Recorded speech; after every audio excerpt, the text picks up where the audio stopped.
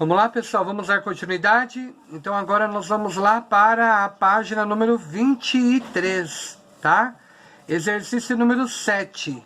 Ele diz assim: por que planejar a etapa de descarte de um objeto é tão importante quanto planejar as etapas da sua produção e de sua comercialização? O que a gente poderia pensar nesse quesito, né? A gente tem que pensar o quê? Porque os objetos que são descartados, né, eles acabam se tornando resíduos e acabam, de alguma maneira, poluindo o meio ambiente. E com isso, obviamente, acaba prejudicando, né, os seres vivos de uma forma geral, tá? Vamos ver a pergunta número 8, tá? Só um minuto. A pergunta 8, ele fala assim: dê exemplos de ações positivas para combater a produção do lixo plástico, né? Então, quais os exemplos que nós poderíamos citar aí como combate, né? Nós poderíamos colocar aí a redução do consumo de objetos plásticos, encaminhá-los para a reciclagem, investir no desenvolvimento de materiais que possam substituir o plástico e que não sejam tão nocivos ao meio ambiente quanto esse próprio material. Tudo bem? Vamos para a pergunta número 9. A pergunta número 9, ele dá um textinho aí, né? O texto a seguir, ele apresenta um ponto de vista sobre os medicamentos sintéticos. Leia-o e responda as questões, né?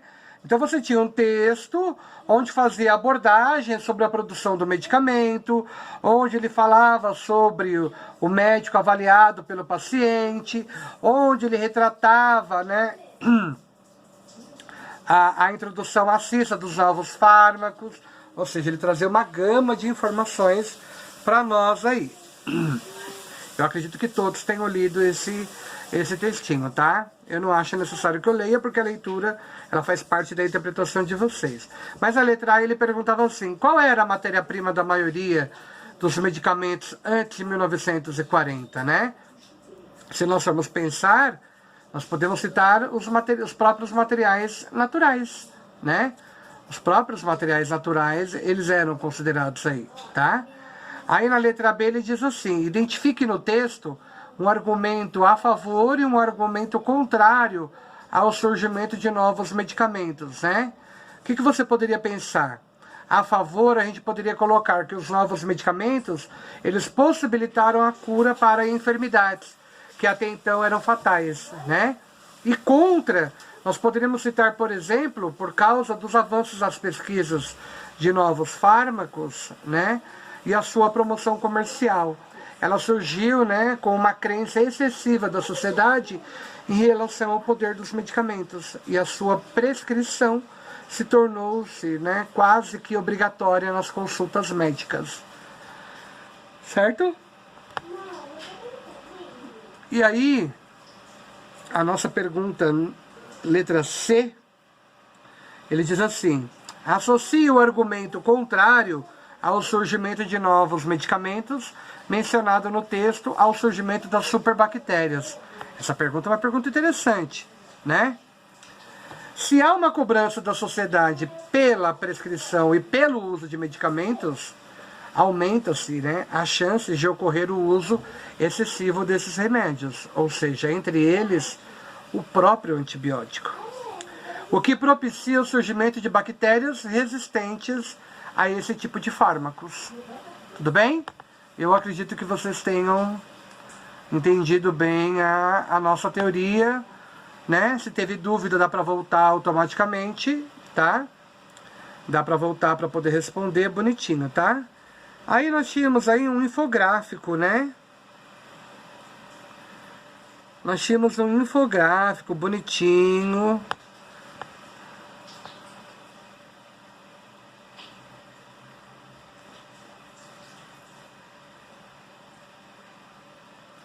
Só que essas perguntas, elas eram perguntas de cunho pessoal, né? Mas nós poderíamos responder as perguntas da página 31, tá? Da página 31. Aí ele dizia lá, né, como resposta, né, que nós tínhamos aí a pergunta a partir do infográfico. Ele diz assim: o que você pode concluir ao observar o infográfico, né? O que você pode obter a partir daí, né? A gente pode observar, né, que é um momento de exploração individual, né?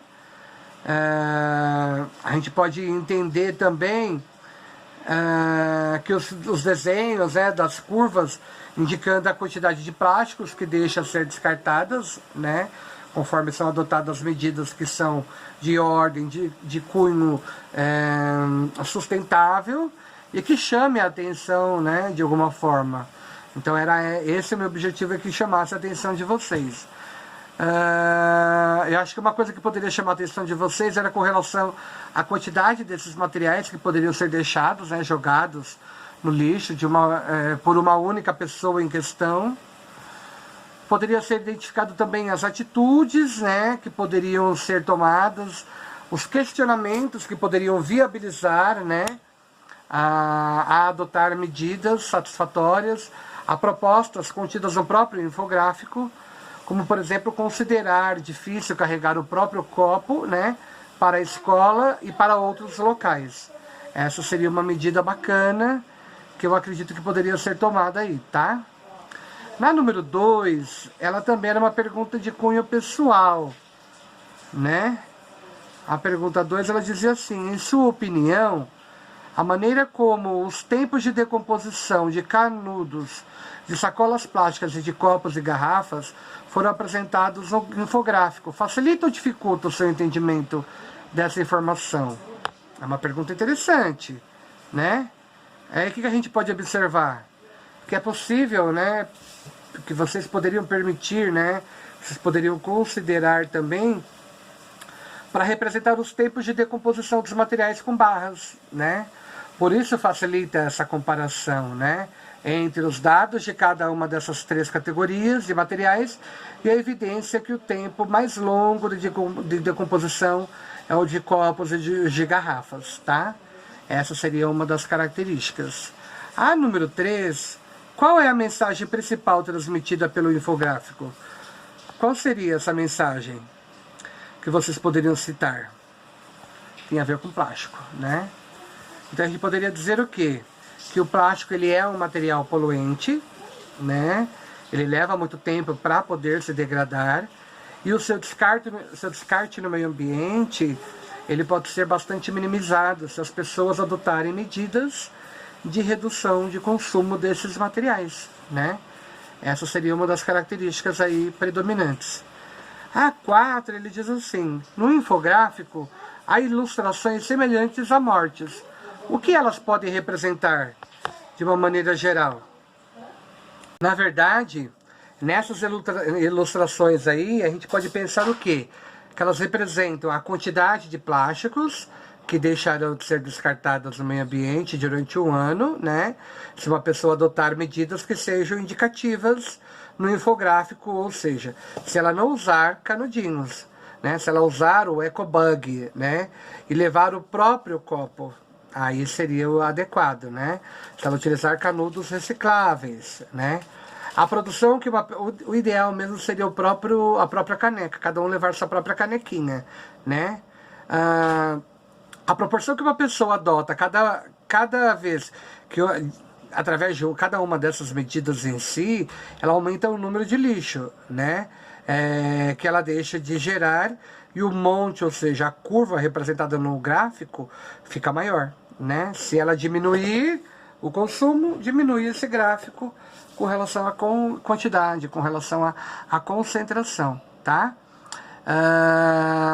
45 quilogramas da última curva lá que estava sendo apresentada, ela corresponde à quantidade de plástico que deixará de ser descartada se uma pessoa deixar de usar os objetos, né, de plásticos mencionados nesse infográfico aí, tá? E a nossa última perguntinha, ela dizia assim, né? Utilizando os dados do infográfico analisado, crie um infográfico novo Planeje a sua produção fazendo um rascunho. Nesse rascunho, determine quais imagens você pretende usar para representar os temas abordados. Se vai incluir gráficos, mapas ou outros recursos. Se o infográfico será preto e branco ou colorido. Nesse caso, quantas cores terá? Então você pode selecionar apenas alguns dados do infográfico. Essa era uma pergunta interessante, né? Era uma pergunta de cunho pessoal, né?